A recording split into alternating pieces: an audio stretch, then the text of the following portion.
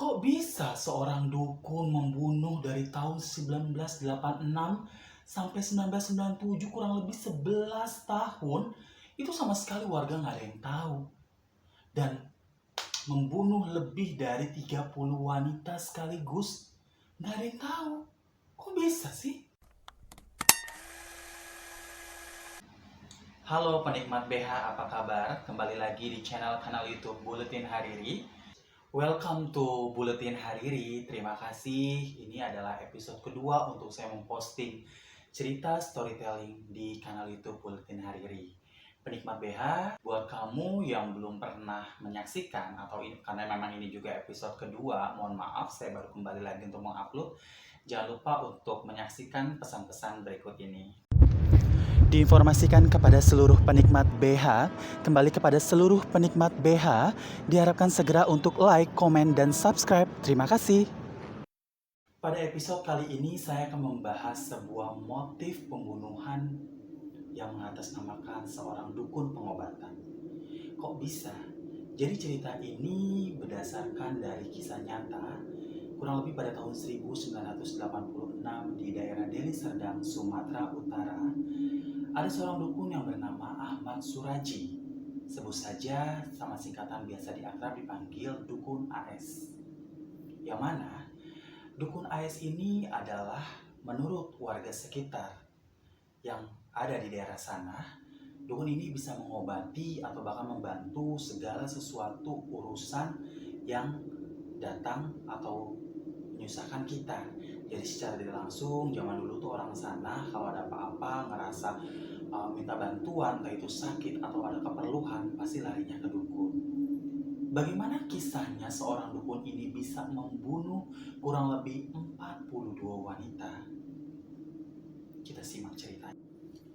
Sekilas profil dari dukun AS ini adalah beliau hanya tamatan SD, yang mana pada usia 12 tahun beliau itu sering sekali membaca buku perdukunan yang notabene buku tersebut adalah buku ayahnya, yang memang tidak disalahkan lagi, ayahnya adalah seorang dukun. Ketika usia 27 tahun, dukun AS ini menikahi seorang wanita asal Pekanbaru yang bernama Tumini. Tumini memberikan anak 4 orang anak laki-laki. Lalu, dukun AS ini izin meminta restu kepada ibunya. Bu, saya ingin menikah lagi. Betapa syoknya seorang ibu. Loh, kenapa istrimu Tumini? Bukankah kau mencintainya dan kau diberikan seorang anak, 4 anak laki-laki? Dengan alasan, dukun AS mengatakan Tumini tidak bisa memberikan saya anak perempuan. Yang mana dia bilang dia ingin memiliki anak perempuan, keturunan anak perempuan. Betapa syoknya seorang ibu dari dukun AS. Ternyata dukun AS menikahi Tuminah dan Ngatiah, adik kandung dari Tumini. Dan mereka tinggal satu atap. Seorang dukun AS memiliki 3 istri sekaligus, yang mana notabene-nya adalah kakak beradik. Bagaimana kasus pembunuhan ini yang mengatasnamakan modus pengobatan bisa menggemparkan warga Deli Serdang, Sumatera Utara, dan umumnya Indonesia pada tahun 1997. Jadi karena ini bermoduskan atau bermotifkan pengobatan, semacam pengobatan alternatif, si korbannya yang diobatinya ini adalah dengan cara treatment atau cara pengobatannya adalah di ladang tebu. Dukun AS menggali satu galian tanah kurang lebih sampai setinggi leher. Nah, si korbannya diharuskan mengatasnamakan pengobatan untuk membuka bajunya tanpa selai pun dan masuk ke liang tanah yang sudah dia gali kurang lebih sampai seleher ini. Nah, namanya orang zaman dulu ya, mungkin ngerasa, oh mungkin ini adalah salah satu jalan untuk pengobatan atau masalah saya keluar dan bisa dibantu oleh pengobatan dukun AS ini. Nah, pada saat itu mungkin orang mau-mau aja, dan pada saat dia sudah masuk ke liang tanah, dikuburkanlah tanah satu demi satu, yang mana dalam melanjutkan aksinya ini, dukun AS dibantu oleh istri pertamanya yaitu Tumini. Pada saat tanah itu sudah mengendap sampai ke leher, otomatis kan kita yang dikuburkan tidak bisa apa-apa karena seluruh badan kita kecuali kepala itu sudah terkubur oleh tanah. Nah, pada saat sudah terkubur oleh tanah, disitulah dukun AS melakukan aksi kejinya, yang mana dililitan leher oleh dukun AS sehingga si korban tidak bisa berdaya untuk melawan, sampai akhirnya terjulur lidahnya dan air liur dari si korban tersebut harus dihirup, yang mana menurut bisikan gaib untuk kesaktian dukun AS harus membunuh lebih dari 72 wanita dan harus dihirup air liurnya demi sebuah kesaktian. Seperti itu treatment pengobatan dia, karena mungkin ini di ladang tebu, jadi warga tidak ada yang tahu. Kita bisa bayangkan ya, hidup di zaman dulu dari tahun 1986 sampai 97, proses transisi 11 tahun dia melakukan aksi bejatnya. Lantas, kalau kalian menanyakan, proses dari tahun 1986 dukun AS membuka praktek sampai 1997, apakah semua calon korban yang ingin berobat oleh dukun AS semuanya meninggal? Hampir 90% meninggal. Dan pada tahun 1997, karena kan memang targetnya dukun AS ini adalah untuk menghabiskan wanita kurang lebih 72 nyawa untuk demi mendapatkan kesaktiannya dengan menghirup air liur dari si wanita itu setelah sudah meninggal, yang mana ketika sudah memasuki tahun 97, ada salah satu calon korban, dia mendapatkan kabar dari temannya nih. Ceritanya sebut saja namanya Yanti. Yanti ini adalah warga kampung sebelah. Dia ngerasa dia ingin berobat, entah itu urusannya, kurang detailnya saya kurang paham. Lantas ada satu teman yang memang dari satu kampung dari dukun AS bilang ke Yanti, kalau kamu mau berobat, coba dukun AS di kampungku, karena semua orang berobat ke dia. Dukun ini sakti, yang mana bisa mengobati segala macam penyakit, atau kalau kamu ada urusan bisa dibantu dipermudah oleh dukun AS. Tanpa pikir panjang, Yanti maulah, tolong dong anterin saya ke tempat dukun AS, saya mau berobat. Singkat cerita, Yanti ketemu dukun AS, yang mana dukun AS menjelaskan riwayat atau treatment untuk pengobatannya. Nah, dari situ sebenarnya Yanti sudah mulai curiga. Mungkin kalau zaman sekarang ini, Yanti ini tipikal orang yang kritis kali ya. Yang kritis, yang kayaknya nggak masuk akal deh. Kok pengobatan gue harus lepas pakaian tanpa salai pun, dan harus dikuburkan di dalam tanah sampai ke leher. Nah, pada saat proses penggalian tanah, Yanti masih mau mengikuti. Lantas ketika dia tahu bahwa dia sudah lepas bajunya tanpa salai pun, Yanti berpikir bahwa saya akan diperkosa. Nah, pada saat itu Yanti berhasil meloloskan diri dari dukun AS, tentunya di ladang tebu dengan pakaian seala kadarnya dan tubuh yang terkena goresan mungkin dedaunan atau pepohonan tebu.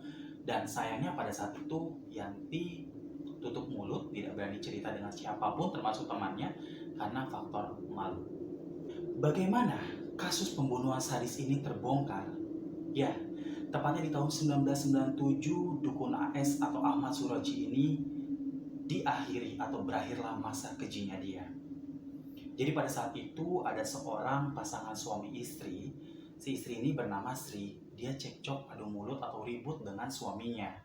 Singkat cerita, tanpa sepengetahuan suaminya, Sri ini adalah berobat ke dukun AS, yang mana setelah pengobatannya ini, entah Sri ngomong sama suaminya atau sama temannya atau sama saudaranya, dia ingin berobat ke dukun AS. Setelah berobat tersebut, Sri hilang. Dan sudah 3 hari berlalu, Sri tidak balik dari rumah. Nah, hilangnya Sri ini diduga berantem atau diduga dihabisi oleh suaminya, menurut penelitian polisi pada saat keluarga Sri melaporkan hilangnya Sri setelah 3 hari tidak balik. Nah, pada suatu pagi ada seorang pemuda yang bernama Andreas. Dia jalanlah di ladang tebu. Dia mencium bau, mohon maaf, mungkin bau yang tidak sedap. Nah, pada saat itu dia betapa kagetnya, di ladang tebu ada seorang mayat yang belum terkubur rapi. Bisa saja belum terkubur rapi atau memang belum dikuburkan. Nah, pada saat itu Andreas melaporkan langsung ke polisi bahwa dia menemukan sesosok mayat yang diduga itu adalah mayat Sri. Polisi terus menyelidiki mayat ini. Kenapa mayat Sri ini bisa ada di ladang tebu yang jauh dari rumahnya? Dugaan sementara Sri dihabiskan oleh suaminya, Dan tetapi setelah mendapatkan laporan demi laporan, menurut data yang dimiliki oleh pihak kepolisian, kok ada kejanggalan rata-rata selang berapa bulan atau berapa minggu di tahun-tahun yang berlalu terus seperti itu, setelah hilang laporan seorang wanita-wanita, yang mana wanita yang hilang rata-rata sebelum ia pergi dia izin untuk berobat ke pengobatan dukun AS.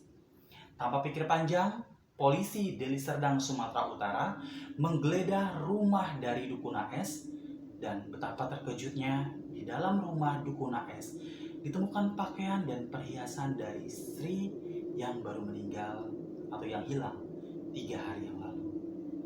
Disinilah tabir misteri mulai terkuak.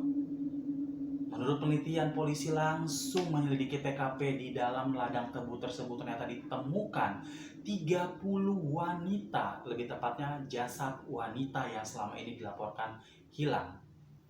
Dan sudah dipastikan dukun AS membunuh 30 wanita. Bagaimana hukuman dari dukun AS ini dan bagaimana kehebohan yang terjadi? Tentunya dukun AS terancam hukuman mati dengan diadili beberapa sidang. Pada saat itu polisi melakukan rekonstruksi atau TKP kejadian ulang, bagaimana cara modus dari si dukun AS ini dari awal dia menjelaskan sampai akhirnya dia membunuh. Disaksikan oleh seluruh warga Deli Serdang Sumatera Utara, dukun AS ini melakukan aksi sadisnya dalam membunuh 32 wanita yang ia habiskan di ladang tebu. Orang tidak percaya dan tentunya semua orang merasa bau pada saat itu ketika semua jenazah ditemukan di ladang tebu, dan tentunya orang tidak habis pikir ternyata cara membunuhnya adalah dengan dilepaskan pakaian tanpa selai pun masuk ke galian tanah sampai seleher, dan di leher itulah di situ dililit lehernya sama si dukun AS. Bagaimana orang bisa berontak karena seluruh tubuhnya itu sudah tertanam oleh tanah, dan sampai airnya lidahnya keluar, disitulah air liurnya dia hirup demi kesaktian. Sangat-sangat sadis. Bagaimana nasib Tumini, istri pertama dari Ahmad Suraji atau dukun AS ini? Ya, ketika dukun AS dihukum mati dengan ditembakkan 3 peluru, Tumini dihukum seumur hidup. Terus bagaimana dengan kedua istrinya? Karena dua istri ini dari awal tidak terlibat, jadi dua istrinya ini, yang mana adiknya dari Tumini ini, dibebaskan. Dan pada tanggal 24 April 1998, Pengadilan Negeri Sumatera Utara menghukum mati Ahmad Suraji. Tidak berhenti sampai di sini, Ahmad Suraji atau dukun AS ini mengajukan banding, yang mana 10 tahun kemudian bandingnya ini digagalkan, dan pada tahun 2008, kebayangkan, kasusnya dari 1986 sampai 97, dan dia baru dieksekusi dengan tembakan 3 peluru di 2008. Artinya dia masih bernafas dengan penuh rasa ketakutan atau penyesalan, kita nggak tahu. Ya, di 2008 Ahmad Suraji ditembak dan dihukum mati. Nah, dari sini kita belajar bisa sebegitunya kasus pembunuhan sadis ini terjadi pada tahun 1986 sampai 97. Ya mungkin memang mohon maaf pada saat itu orang tuh akan lebih mudah percaya dengan namanya dukun. Zaman sekarang nggak mungkin ya, dukun tuh banyak yang palsu dengan trik apa segala macam. Jadi hati-hati buat BH Nation di rumah, jangan, semoga tidak terulang kasus pembunuhan seperti cerita dukun AS ini di Deli Serdang Sumatera Utara. Lebih baik kita serahkan kepada Allah Subhanahu wa Ta'ala segala sesuatu yang terjadi, entah itu sakit atau urusan. Jangan percaya sama dukun. Dan bayangin nggak, dia menurut bisikan gaib dia harus menghabisi 72 wanita, yang mana yang baru dihabisi 42 wanita. Artinya sebenarnya masih ada 30 wanita. Nah, kebayang kalau kasus ini tidak ketahuan, bisa saja lebih dari 72 wanita. Demi apa? Demi dia mendapatkan kesaktian.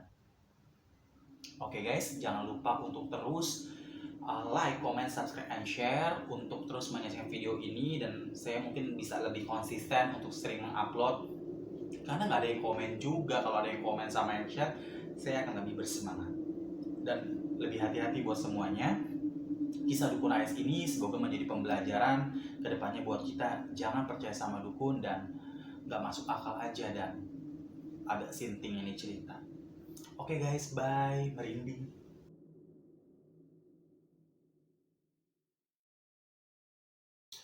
Pada episode kali ini saya akan membahas sebuah misteri. Aduh, apa sih namanya? Sebuah pembunuhan, sebuah tragedi, sebuah